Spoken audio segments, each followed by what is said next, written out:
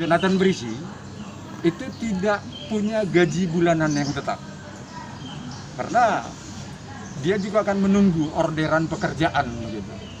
Kalau nggak ada kerja kan susah juga, dan itu sudah kita limpahkan atau tuliskan, dan beberapa kali di persidangan juga sudah.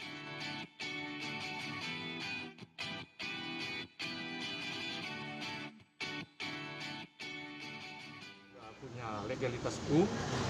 Selaku pengacara juga kita tidak hanya berbicara, hanya omong-omong, tapi semuanya ada dasar-dasar hukum yang kita ajukan. Dan begitu juga mengenai bantahan-bantahan kita mengenai adanya will atau apa segalanya, sudah kita bantah di kesaksian juga itu tidak terbukti. Jadi itu yang bisa kami sampaikan, mungkin ada tambahan dari teman saya. Yang pasti hari ini kesimpulan, jadi telah bersimpulan semua mulai dari gugatan, jawaban, replik, bukti-bukti, saksi-saksi, ini dituangkan dalam kesimpulan. Ini adalah sebagian dari untuk nanti majelis hakim untuk memutus perkara ini.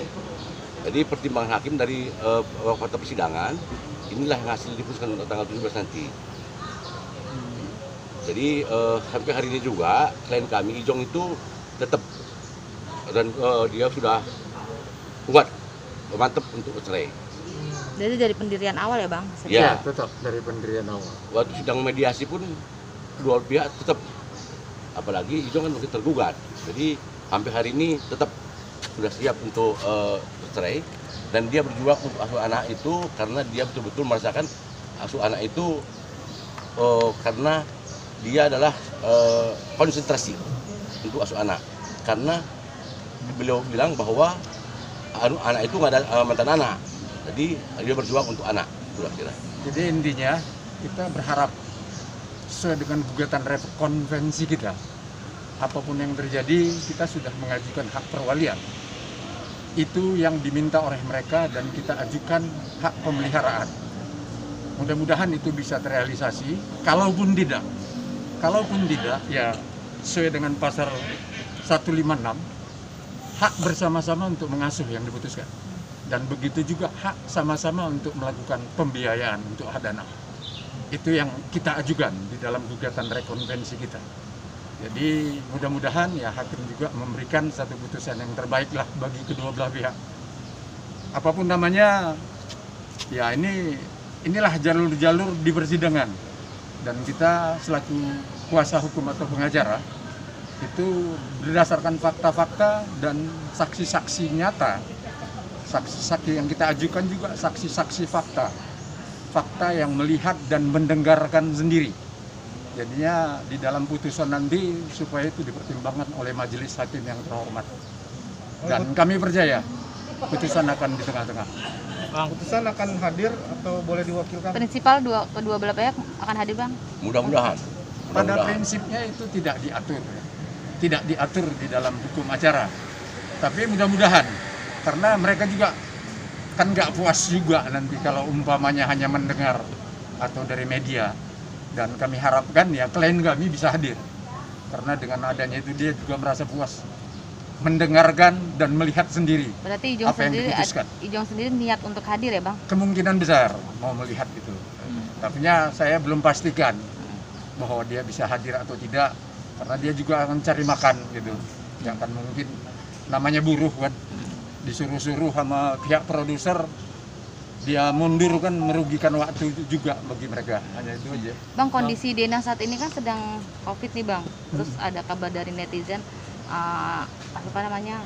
sekarang masih statusnya menjadi suami ya. Suaminya malah pelesiran ke Bali Bang, tidak memperhatikan. Gimana tuh Bang komentarnya? Aduh, jadinya mungkin teman-teman kan tahu beliau ini kan artis dan dia mencari uang dari apa yang diminta oleh pihak pemberi kerja.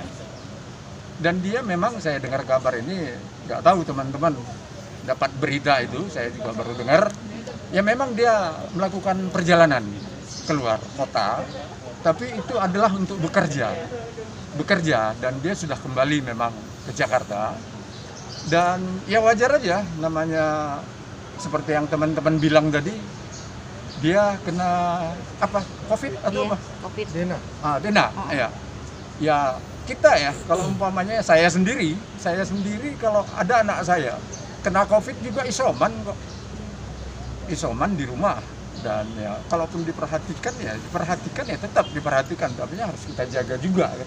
Namanya COVID ini kan bisa menular kemana-mana, kan itu aja, itu menurut saya. Tapi Ijong ada kekhawatiran Bang, karena di situ kan ada 3 anak di dalam di sana di rumah itu. Kalau Ada. Ijong memang ada berbicara ke saya bahwa dia juga ada khawatir untuk itu. Tapi walaupun begitu kan Dena adalah istrinya sampai sekarang. Saya rasa dia akan melaksanakan, kalaupun penjagaan dan perhatian tetap itu dilaksanakannya. Apalagi ke anak-anak, dia juga ya mungkin khawatir ketertularan itu akan bisa terjadi kan begitu. Ada rencana Ijong sendiri untuk mengungsi 3 anaknya Bang? Saya rasa tidak, tapi masih tetap isoman di rumah. Isoman di rumah, itu yang saya dapat kabar. Ijong tadi malam ber-WA dengan saya dan mengatakan dia seperti apa yang dikatakan tadi, kekhawatiran ada, tapi walaupun begitu kan nggak mungkin mereka dipisahkan, tapi ya untuk menjaga dari segi supaya tidak tertular itu yang dilaksanakan dia. Menjaga keamanan lah, Ya. bisa sehat. Bang, selain hak asuh yang disampaikan di dalam kesimpulan apa ya Bang? Selain hak asuh anak Bang? Ya, hak asuh sama seperti saya katakan tadi ya, mudah-mudahan majelis hakim memutus sesuai dengan pasal 156. Karena kita minta itu di gugatan rekonvensi hak asuh, begitu juga hak pembiayaan. Hak pembiayaan anak-anak, karena di dalam pengadilan agama ini itu apabila istri menggugat, maka dia harus bersiap-siap juga bersama-sama membantu. Dan itu yang kita harapkan, 156 itu adalah jalan terbaik, tapi walaupun itu yang kita harapkan, kita juga meminta bahwa kalau bisa ya anak dipegang sama klien juga. Maksudnya hak asuh atau pemeliharaan. Itu yang kita minta di gugatan rekonvensi. Tapi walaupun begitu kan ya hakim yang punya wewenang untuk memberikan putusan. Berarti pembiayaan ditanggung bersama Bang, karena sang istri yang menggugat gitu Bang? Begitu, melalui pasal 156 itu begitu bunyinya. Biaya yang Berarti diminta tidak full berapa, Bang? dibiayain? Ya, Biaya yang diminta berapa? kalau Bang? itu kita nggak bisa sampai share kepada teman-teman, ya biarlah nanti majelis hakim dalam putusan akan memberikan. Kita juga serahkan ke hakim loh, ke majelis hakim. Karena kita juga sudah katakan bahwa Jonathan Brisi itu tidak punya gaji bulanan yang tetap. Karena dia juga akan menunggu orderan pekerjaan gitu. Kalau nggak ada kerja kan susah juga. Dan itu sudah kita limpahkan atau tuliskan, dan beberapa kali di persidangan juga sudah kita minta kepada majelis hakim untuk itu, agar dia nanti majelis bisa memutus sebaik-baiknya. Yang pasti kedua belah pihak mengajukan permohonan. Kalau mereka perwalian kami nggak sepana. Jadi ini bagaimanapun nanti keputusan di tangan majelis. Dengan fakta-fakta persidangan, inilah dasar nanti mereka memutus. Untuk mungkin kalau kami melihat ini pasti tengah-tengah. Mudah-mudahan hasilnya sesuai dengan harapan kira-kira. Walaupun di tengah-tengah ya kita mengharapkan apa yang kita ajukan Ya. kan di gugatan rekonvensi. Ya. Kalau hasilnya ke Dena semua, karena kan masih di Bogor, apa akan bentuk balik? Ijong akan Jadinya kan begini, persidangan ini kan baru di pengadilan agama tingkat 1 istilahnya, Jakarta Selatan. Ya kita tanya nanti klien kami, apakah mau mengajukan hak hukumnya untuk melakukan banding ke pengadilan tinggi. Saya rasa dua-duanya, Dena ataupun klien kami Jonathan Brisi punya hak untuk itu sampai ke Mahkamah Agung. Nah, kalaupun tidak puas di pengadilan tinggi nanti dengan putusan pengadilan tinggi masih punya hak. Tapi ya harapan kami selaku kuasa hukum sudahlah, cukuplah sampai di sini aja. Cukuplah sampai di sini dan tidak berlanjut. Kasihan juga kepada anak-anak mereka yang bertiga. Ya itulah terbaik, ya mudah-mudahan apa putusan di pengadilan agama Jakarta Selatan ini bisa dilaksanakan dengan kata-kata inkrah berkekuatan hukum.